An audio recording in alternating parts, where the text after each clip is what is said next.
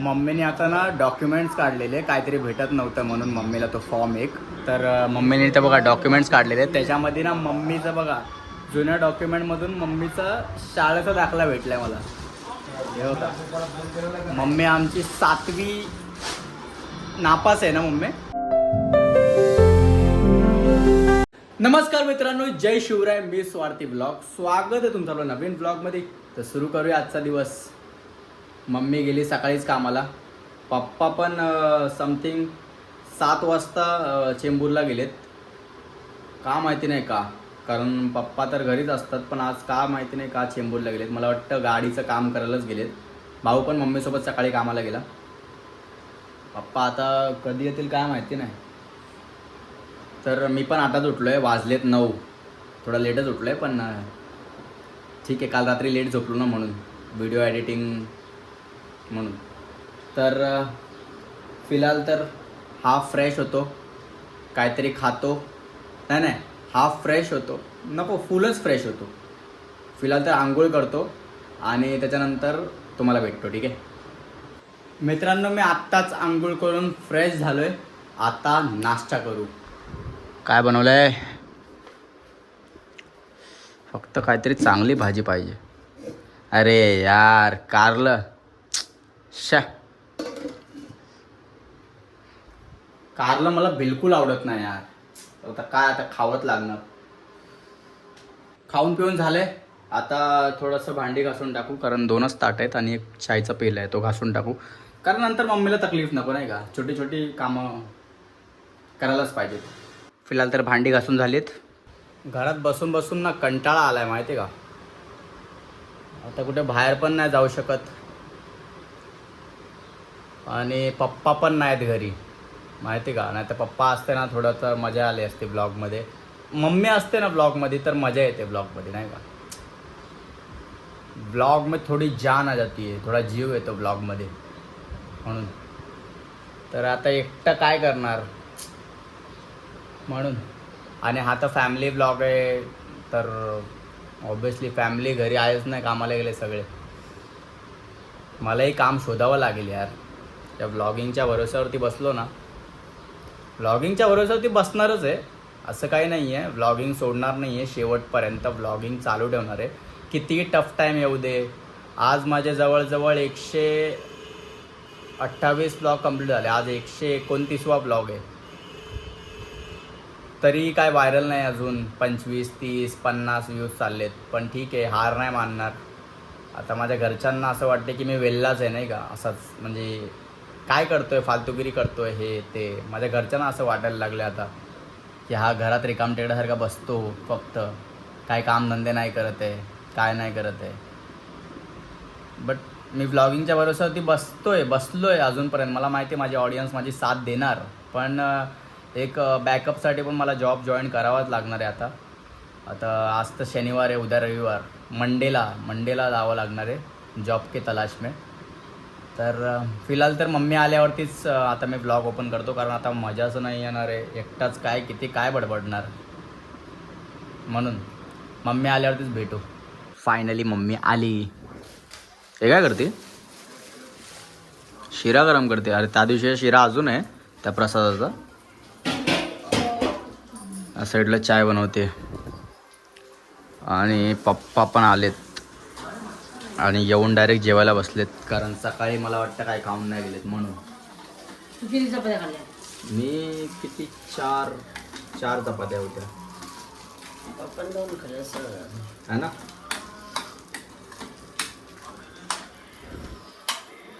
कारलं कोणी खाल्ला? कारलं मी खाल्लं थोडंसं. पोळा हां, पोळा पप्पाने खाला. पोळा नव्हता, मी बघितला पण नाही पोळा. घाण वाटतं कारलं मला. पप्पा आज चेंबूरला का गेलेला आता? काम होतं माझं रिक्षाचं. अच्छा, तेच बोललो. रोज तर घरी असतात. तू कसं पाठवलास फोटो? काय फोटो पाठव म्हणलं लाईट बिलचा. हो, तर त्याच्या सगळं आजूबाजूला सगळं सामान ठेवून फोटो कसं? हा, मग ते उडत होतं ना. आता पप्पाने मला लाईट बिलचा फोटो मागितला होता, एक तर विसरून गेले होते. मग बोलले लाईट बिलचा फोटो पाठव. तर आता ते उडत होतं पंख्याने. तर मग आजूबाजूला 4ही बाजूला ठेवलं, रिमोट विमोट आणि त्यानंतर फोटो पाठवला. तर तुला समजायला पाहिजे ना की तू जराच काढायची आहे. मग नंतर तर पाठवला होता ना. पुरी बनवायला नाही मला मागवलं. मग नंतर तर पाठवलं होतं ना आम्ही नीट. मग काढलं झेरॉक्स. इथं पडलेलं होतं बघ, इथं पडलेलं होतं वेळ. मग ठेवता पडलं ते. अरे वा, शिरा शेवटचा आहे हा. सपला. ठेवतो ना 20 रुपये दे. 20 रुपये कसलं. शिऱ्याचं. आई अहो प्रसाद आहे. तो 3 दिवस खातोय आता. आज परवा पण खाला, काल पण खाला, आज पण खातोय. 20 रुपये प्लेट आहे. हा एवढ्या प्लेटची खरं बाहेर खायला गेलं तर 20 रुपये प्लेट आहे खरं. काय झालं मग. वैताग आला बाबा खरंच. इटिवला आम्हाला उंदराने. काय झालं. झाडांचं काय ठेवीत नाही ते. होत्या त्या सुमाताईने ते हे आणलं ना, मग बिचारीने झाडाचं फुलाचं झाड ते चांगलं शेंडच कुठलं द्यायचे. उंदराने काय करणार त्याला. बघू तरी. 4 तुळशीच्या कुंड्या रडते माझ्या.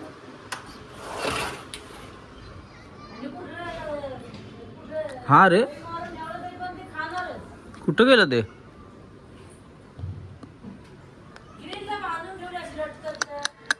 उंदराने खाऊन टाकलं यार सगळं खरंच. पॅड आणा, काही पण आणा, पण ते उंदर आहे काय हे होतं. बघा हे पॅड त्या दिवशी आणलं होतं, त्या दिवशी पॅड आणलं होतं. हे बघा खाऊन पूर्ण घाण केली उंदराने. पॅडच खाऊन टाकलं. काय यार, कुछ करना पडेगा ये चूहों का.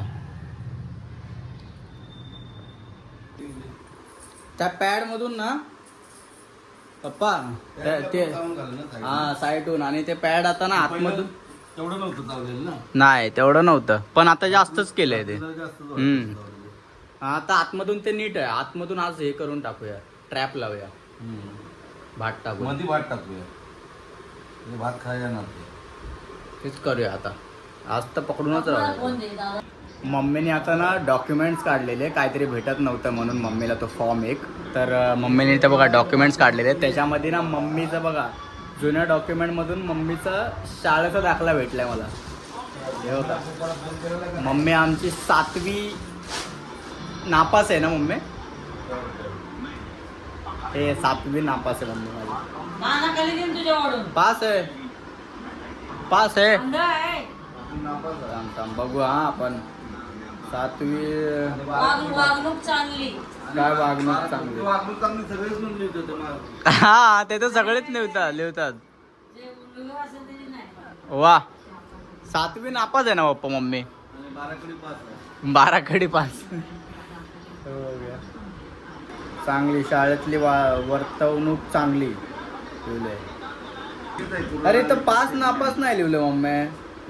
स्टेटमेंट मागवलेलं का पूर्ण? पक्का नापासच झाली काल असते. परवा ते स्टेटमेंट मागवलं. हे बघा इथं काय लिहिलंय. मम्मीने शाळा का सोडली माहिती आहे का. शाळा सोडण्याचे कारण बघा, पालकाचे विनंती करून नाव कमी. म्हणजे मम्मीच्या घरच्यांनीच नाव काढलं होतं शाळेतून मम्मीचं, माहिती का. कुछ तो मजबुरी है. मम्मी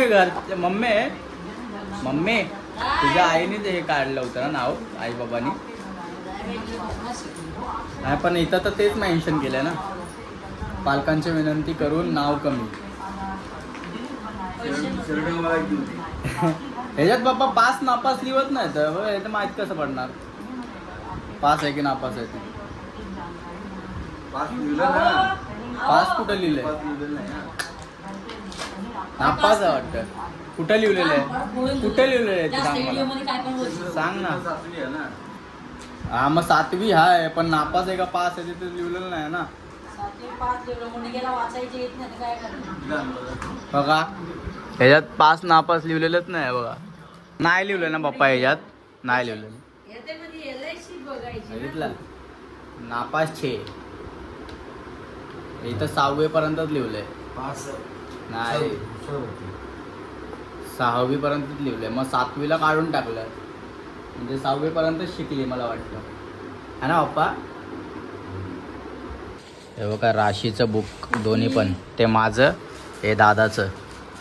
त्याच्यामध्ये सगळं कळतं, माझ्याकडे पण काय जन्मलेलं टायमिंग हे ते सगळं, जेणेकरून जेव्हा उद्या लग्न बिग्न करायचं असेल ना तर हे सगळं जुळवून घ्यावं लागतं. तेव्हा मुहूर्त बिर्त ठरतो हे सगळं. बघ, आत्याने mix आणि केलेलं आपल्याला. आपल्या मागे काय असेल ते पण नाही का कळतं याच्यावरून. ग्रेमान आपले सगळे सगळ्या ना अम्मा. अक्षरची मेस राहतं. अगो लक्षात ठेव आता. माझी मेस रास, हा मेस आहे माझी.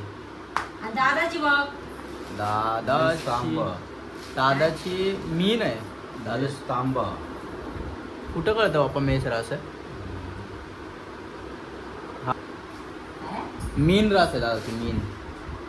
मी जन्मलेलं कार्ड बघा, मी 3:40 जन्मलो होतो एक्झॅक्ट.